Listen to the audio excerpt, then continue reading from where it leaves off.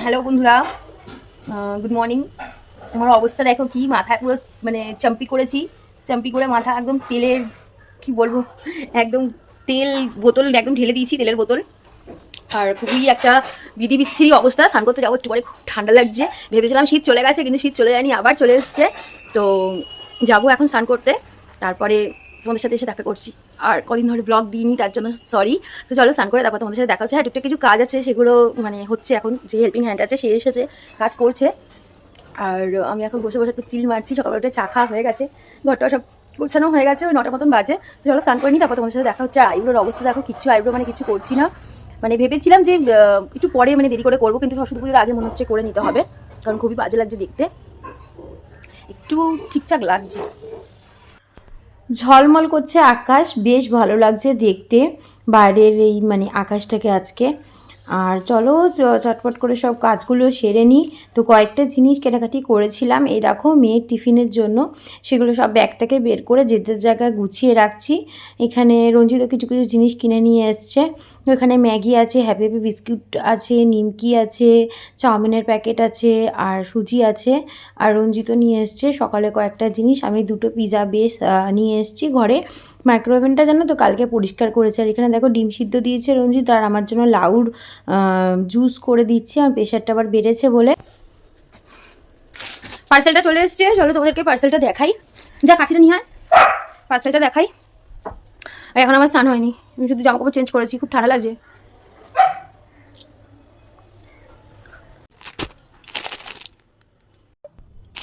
খোল বাবা, খোল, তুই খোল।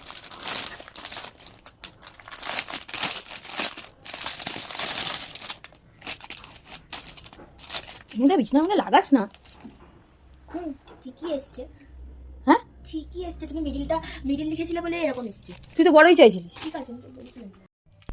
তা আমার মেয়েকে জিজ্ঞাসা করছি যে কী রে, তুই তো নিজেই পছন্দ করে অর্ডার করেছিস, বল তোর কেমন লাগলো না লাগলো। ও বলছে, মা তুমি আমাকে কেন দেখাচ্ছ, আমাকে দেখতে একদম বাজে লাগছে। যে তুই রোজ একই কথা কেন বলিস, মোটেও না, মানুষের এরকম অ্যাক্সিডেন্ট হতেই পারে।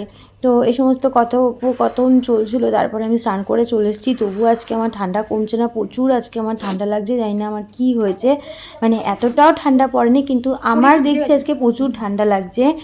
তো এরপরে তো পুজো টুজো দেওয়া হয়ে গেছে, অনেক দেরি হয়ে গেছে আজকে জানো তো। বসে থাকতে থাকতে মানে আলসিপানা করছিলাম, অনেক দেরি হয়ে গেছে। আর এখানে দেখো আমি লাউ এনেছিল না, ওর খোসার বটি করছি। আর চিকেন এনেছে, চিকেন মানে কষিয়ে টষিয়ে এই কড়াইটা আজকে মানে প্রথম রান্না করলাম।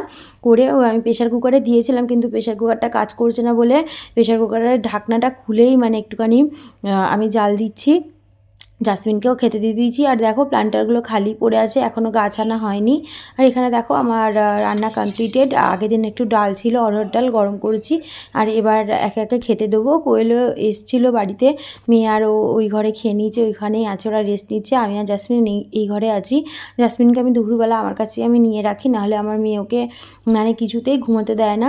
এখন বিকালের টাইম, আমি চা নিয়ে বসে গেছি। আর এখন আমি মানে প্রত্যেক দিনই বিকালবেলা আমি যখন চা খাই, তখন আমি মনে মনে সব প্ল্যান করে নিই যে একটার পর একটা কী করে আমি কাজগুলো এগাবো। মানে সকালে যা যা কাজ থাকে, আবার সন্ধেবেলাও টুকিটাকি কাজ থাকে, সেগুলো কোনটা কোন জায়গায় আগে যাব, তারপরে কোথায় যাব, এগুলো সব আমি ডিসাইড করে মানে মনে মনে একটা প্ল্যান তৈরি করে নিই। তারপরে তাই মানে সেইভাবেই আমি কিন্তু এগাই। তো এরকমভাবে আগের থেকে সব কিছু ভেবে নিলে মানে বাইরে বেরিয়ে কী কাজ করব না করব সেটা নিয়ে কিন্তু ভাবতে হয় না। যাদের মানে আমার মতন এরকম প্রতিদিনই একটু বাইরে যেতে হয়, এখানে ওখানে যেতে হয়, তো সেইগুলো আগের থেকে ঠিক করে নিলে খুব সুবিধা হয়, জানো তো। আমি তো এইরকমই। এখন দেখো এই যে জামা কাপড় পরে আছে, এক গাদা জামা কাপড় আজকে মানে কাঁচা ধোয়া হয়েছে, সেগুলো এখন গোছগাছ করবো। আর সকাল থেকেই আমাকে কিরকম যেন রুক্ষ সূক্ষ্ম একটা কিরকম যেন একটা লাগছে, বুঝতেই পারছি। কারণ এই যে ওয়েদার বারবার চেঞ্জ হচ্ছে না, একবার ঠান্ডা একবার গরম, এরকম যে হচ্ছে, এর জন্য মানে একদমই ভালো লাগছে না। সকালবেলা যাওয়া রোদ উঠেছিল, মন মেজাজ খুব ভালো লাগছিল, আবার যেন কেমন কেমন লাগছে। তো এগুলো কাপড় জামাগুলো সব গুছিয়ে নেওয়ার পরে তারপর আমি সন্ধে দেবো। সন্ধে দিয়ে তারপর একটু বেরানো আছে, বেরাবো বাইরে, কিছু একটু কাজ আছে। আর আজকে ইচ্ছা আছে একটু গাছ কেনা। ওই যে প্ল্যান্টারগুলো যেগুলো এনেছি, সেগুলো তো এখনো গাছ মানে লাগানো হয়নি, সেগুলো ইচ্ছা আছে গাছ কিনে সেগুলো আজকে লাগানোর। তো আজকে তো শনিবার, তো আজকের ব্লগটা আমি আজকেই দেওয়ার চেষ্টা করবো। যদি একান্তই না হয় তাহলে আমি কালকে অবশ্যই ব্লগটা তোমরা পেয়ে যাবে, কারণ মাঝখানে আবার আমি ব্লগটা আমার ডিসকন্টিনিউ হয়ে গেছিলো। এখন হয়তো বা হলেও হতে পারে, যতদূর আমি চেষ্টা করবো যে ডেলি ব্লগ দেবার, ছোটো হলেও একটা করে ব্লগ দেবার। তো চলো তাড়াতাড়ি করে বাকি কাজগুলো করে নিই। সামনে কত কিছু, মানে সরস্বতী পুজো আবার ভ্যালেন্টাইন্স একই দিনে পড়ে গেছে। তো পুরোহিতকে তো আমার বলা হয়েই গেছে যে এই টাইমে আসতে। তো দেখা যাক, আমি গত বছর থেকে খুব ভালো মানে একজনের পরিচিত হয়েছে, তার সাথে আমার খুবই ভালো। তিনি আমাকে মানে যেরকম কথা দেন তাই মানে মেনটেন করেন। এরকম মানে পুরোহিত আমি অনেক কম দেখেছি যে হ্যাঁ কথা দিয়ে কথা রাখে। মানে অনেক বছর ধরেই তো আমি বিয়ের পরে সরস্বতী পুজো নিজের ঘরে নিজেই অ্যারেঞ্জমেন্ট সব কিছুই করি। রঞ্জিতকে এইসব ব্যাপারে মানে কিছু ভাবতেই হয় না। পুরোহিত, আগে তো আমি বাজার দোকান সব কিছু একা হাতে সামলে আগের দিন মানে সেরে রাখতাম। তারপরে সেই বাসন কোসন বের করা, মাজা, ধোয়া, পরিষ্কার করা, ঠাকুরের সব রান্না করা সব কিছুই করতাম। কিন্তু হ্যাঁ মাঝখানে একটুখানি প্রবলেম হয়ে গেছিলো বলে এখন বাজার দোকানটা রঞ্জিতই বেশিরভাগ সামলায়, কিন্তু বাকি সব কিছুই আমি মানে সামলে নিই। তো ঠাকুরমশাইকে বলা হয়ে গেছে সরস্বতী পুজোর কথা। তারপরে ভ্যালেন্টাইন্স আছে। ভ্যালেন্টাইন্স আমাদের আর মানে সেরকমভাবে কিছুই পালিত হয় না। হ্যাঁ আগে হতো, 2-1 বছর আগেও আমরা রেস্টুরেন্টে যেতাম, খাওয়া দাওয়া করতাম, একসাথে টাইম স্পেন্ড করতাম, কিন্তু গত বছরে সেরকমভাবে কিছুই হয়নি, হয়তো এবারও কিছুই হবে না। তো জানি না, গত বছর তো আমি টুকিটাকি রঞ্জিতকে গিফটস দিয়েছিলাম। তো রঞ্জিত আমাকে কী গিফটস দেয় জানি না, দেখা যাক। তো মনে হচ্ছে তো এবার ভালোই কোনো গিফটস পাবো, কারণ ও আমাকে বলেই দিয়েছে আগের থেকে। তো আমি জামা কাপড় দেখো চেঞ্জ করে নিচ্ছি, সব গোছানো হয়ে গেছে, এবার একটু স্কিন কেয়ার করে নেবো। আর আমি প্রচুর জল খাই জানো তো, আমি প্রচুর জল খাই। মাটির কলসিতে আমি জল ভরে রেখে দিই, আর ওর মধ্যে না একটা তামার ঘটি দিয়ে রেখেছি। তো তোমাদের হয়তো কোনো একটা ভিডিওতে আমি শেয়ার করেছিলাম অ্যালকালাইন ওয়াটার, মানে ওটা তৈরি হয়ে যায় ন্যাচারালি। তো তোমাদের যে আরও এগুলো যে ঘরে ব্যবহার করো, আমাদের মাটির কলসির মধ্যে সেই গুণাগুণ আছে, ওর মধ্যে শুধু একটা তামার ছোট পাত্র, ঘটি বা গ্লাস রেখে দিতে হবে, তারপরে সেই জলটাকে কাঁচের গ্লাসে নিয়ে খেতে হবে। তো এইভাবে আমি খাই, তো পেটের জন্য খুবই ভালো। হ্যাঁ মাটিটা একটু কোয়ালিটি ভালো কিনলে ভালো হয়, কিন্তু আমি আমাদের এখানে লোকাল এরিয়াতে যেগুলো পেয়েছি মানে যেটা পেয়েছি সেটাই নিয়ে এসেছি, কিন্তু আরও ভালো কোয়ালিটিস আছে মাটির, সেই অনুযায়ী তোমরা কিনতে পারো।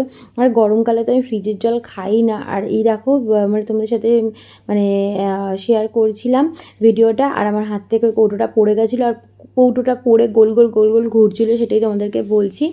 আর এখানে স্কিন কেয়ারও আমার করে নিচ্ছি, আমি সকাল সন্ধে একই স্কিন কেয়ার করি।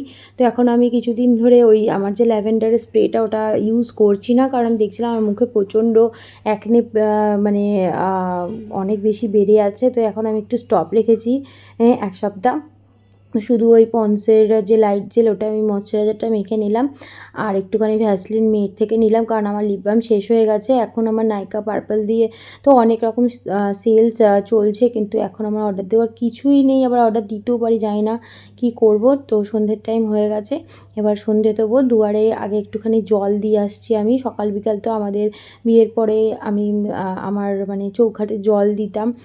তো এখানেও আমি সেটা মেনটেন করি। সকালবেলাটা তো মোছা হয়ে যায় বলে আর জল দিই না, কিন্তু সন্ধেবেলাটা আমি নিয়ম করে চৌখাটে জল দিই। আর এখানে আমি প্রদীপ ধরিয়ে নিচ্ছি। তোমাদের সন্ধে দেওয়ার সময় মানে এক মনে আমি ঠাকুরকে সব কিছু আমি জানাই, যে আমার মানে আমার যা যা মনের ইচ্ছা সেগুলো জানাই। সবাই তো এই একই কাজ করে, আমিও তাই করি, কিন্তু সবসময় আমি ঠাকুরকে ধন্যবাদ জানাই যে ঠাকুর আমাকে যেটুখানি দিয়েছে তার জন্য আমি অনেক অনেক বেশি মানে গ্রেটফুল ঠাকুরের কাছে। তো এরকম আমি জানাই। আর মানে এই সময়টা না যখন আমি একদম স্থিরভাবে ঠাকুরের পূজা দিই, তখন মানে মনের ভেতরে একটা আলাদাই মানে আমার সতেজতা হয়। তো মানে হালকা করে ঘন্টা আমি দেবো, কারণ সন্ধ্যেবেলা তো ঘন্টা কাঁসার জিনিস বাজাতে নেই, এই জন্য অল্প হালকা করে ঘন্টা দিলাম, কারণ ঘন্টা না বাজালে তো গোপাল মানে খাবার গ্রহণ করে না, এই কারণে আমি হালকা করে ঘন্টা দিই। আর মানে ঠাকুরের কাছে যখন এই 5টা মিনিট বা 10টা মিনিট আমি যখন বসি না, তখন সত্যি মানে আমার এত ভালো লাগে। আর মানে নিজের সমস্ত দুঃখ কষ্ট আমি সব কিছু ঠাকুরের সাথে শেয়ার করি। ওই যে বলে না, যার কেউ নেই তার ভগবান আছে, সত্যি তাই। আমার সত্যি ভগবান আমার সাথে আছে, আমার সহায় আছে, আর অনেকবার আমি এর প্রমাণও পেয়েছি। আর ঠাকুরের কৃপায় আমি আগামী দিনেও যেন এই কৃপাটা ঠাকুরের পাই। তো সন্ধে টন্ধে দিয়ে আমি দেখো এবার মায়ের বাড়িতে চলে যাচ্ছি, আর বাইরে টুকটাক কাজও আছে, সেগুলো সব সেরে নেব। আর বাইরে বেরিয়ে দেখছি জানো তো ভালোই ঠান্ডা পড়েছে, আমি তো কিছু নিয়ে বেরাইনি, এমনি আমি নর্মাল জামাকাপড় পরে বেরিয়ে গেছি। এই মায়ের বাড়িতে চলে এসেছি, মা এবার টিফিন খেতে দেবে। হ্যালো বন্ধুরা, বাড়িতে চলে এসেছি। গাছের দোকানে গেছিলাম, আজকে তো গাছ পেলামই না। আর আমার মায়ের বাড়িতে যখন বসেছিলাম তখন আমি একবার আমার শাশুড়িকে ফোন করলাম, তো ওনারা আজকে সকাল থেকেই ছিলেন না, একটা জায়গায় গেছিলেন। তো মানে তাড়াহুড়ো করে বাড়িতে ঢুকতে গিয়ে কি হয়েছে জানো, সেই মানে বাড়ির যে গ্রিলের যে বাউন্ডারিটা থাকে ওর মধ্যে পা আটকে পড়ে গিয়ে হাত পাও সব কেটে কি অবস্থা। তারপরে আমি তো শুনে মানে মা আমাকে টিফিন দিয়েছিল, খাচ্ছিলাম।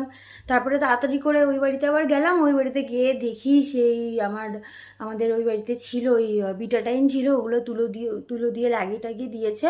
আর রাতে রান্নাও বাকি ছিল। আমি এসে রাতের তালে বলছিল ডিমের ঝোল করবে, আমি ডিমের ঝোলটা বলছিলাম যে আমি করে দিই তাহলে। তো আমি যেতে যেতে দেখি যে ওই মানে ওরা কাটাকুটি করে মানে বসিয়ে দিয়েছে অলরেডি। তারপরে কিছুক্ষণ বসলাম, মানে একটার পর একটা এমন এমন জিনিস হচ্ছে না, মানে হতদম্বর মতন হয়ে যাচ্ছি। আর আমার তো প্রেশারটা একটু বেড়ে আছে আজকে সকাল থেকে, এই জন্য চোখ মুখের অবস্থা একটু অন্যরকম দেখতে পাচ্ছ তোমরা। আর বাইরের কাজ আর মোটামুটি কিছু নেই। রাতের রুটি নিয়ে তো চলে এসেছি, আমি মায়ের কাছে টিফিন খেয়ে নিয়েছি। আর মেয়েকে তো টিফিন সব দিয়েই, মেয়েকে জাসমিনকে দিয়েই আমি বেরাই, নাহলে আমি বেরাই না। আর আজকে ব্লগটা বন্ধুরা এখানে এন্ড করছি। আবার খুব তাড়াতাড়ি দেখা হবে নতুন একটা ব্লগে, আর একটা মানে কথা তোমাদের সাথে শেয়ার করার আছে।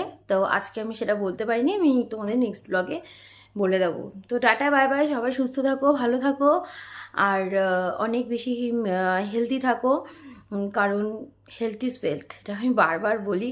তো আমারও ডিসকন্টিনিউ হয়ে গেছে আবার, কিন্তু আমি চাইছি যে না আবার সেটাকে মানে আবার রিস্টার্ট করার।